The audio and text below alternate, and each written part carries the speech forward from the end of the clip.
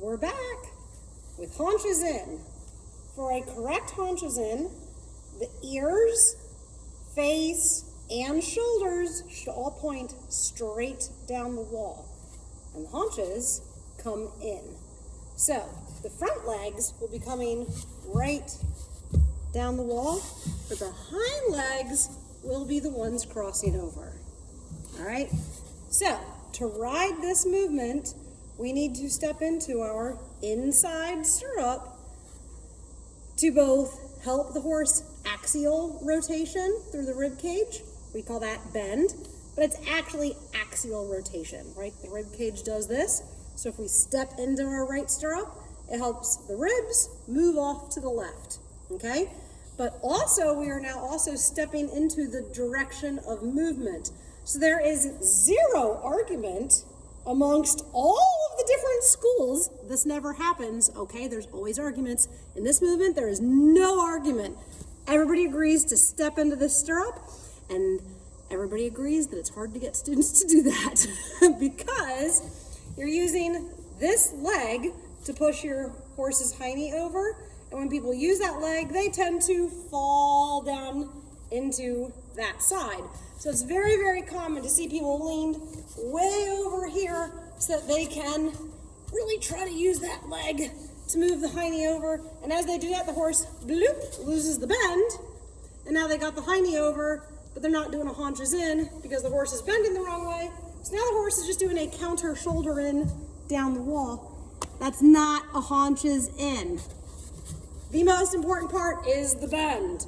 If the horse is not bending this way, it's not a haunches in, okay? So, we as riders need to step into the inside stirrup. You are going to windshield wiper this leg back so that you can touchy, touchy, touchy. We're not doing grindy, grindy. If you're grinding that heel, you're not gonna get it. That's gonna put you to the wrong side. Things are going to go poorly for you, I promise. No grindy, grindy, none of that. Stop it, okay?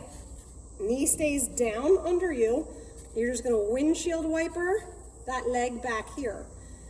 You must, absolutely must, time your aids with that hind leg, okay? So, in order to do that, if you're in a trot, that's the same as the inside front leg.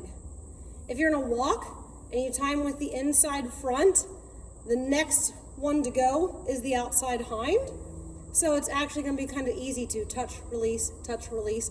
If you do it in time with this leg, you're actually close enough and you'll still get it.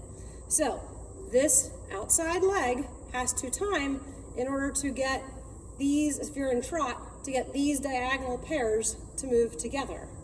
Your hips are going to move at this angle, right? So you're going to have your hips in line with the horse's hips, your shoulders in line with the horse's shoulders. So your chest is going to be pointing right down the rail. Tatas forward, not this way, right? So I tell students, turn their tailbone towards me, right? If I'm in the middle of the arena. So turn your booty in. You will have rotation through your own spine, okay? So, step into the inside, rotating through your own spine. Then you are windshield wipering this leg back. You're not doing anything contortion up here to get this leg back. You're just bending the knee a little. Touch, touch, touch. And at the same time, you're going to be moving like this. Touch, touch, touch. So, this foot as you swing, right? So, you're gonna have this movement, this goes forward, okay? It can't be you pulling and cranking the horse around. That's just not going to work, I promise. If you get too heavy in this movement, you just shut the horse down and get them angry, which makes sense, right? So, it would be an absolute travesty for me to talk about travers, or haunches in, without also talking about renvers. So, if this is a haunches in to the right, we're just going to do a haunches in to the left, or we're going to do it with the wall over here. So this is the same thing as if the wall was on this side and I did a haunches in to the left. It's the same movement, right?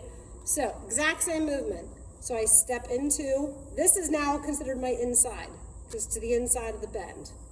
So I'm stepping into my inside, this one stirrup. I'm going to turn my booty towards the wall, shoulders straight ahead, windshield wiper this leg, touchy, touchy, and now my hips are moving this way. Kaboom, kaboom, kaboom. The reason why this movement is kind of a thing and is super cool is because we can do shoulder in to renvers, and it is super beneficial. So if I do this shoulder in, my horse is currently bending to the right, and I have angle this direction. So at this point, his shoulders will be crossing, his hind end is going straight. My butt is going kaboom, kaboom, kaboom. I can start to step into this stirrup to change the bend.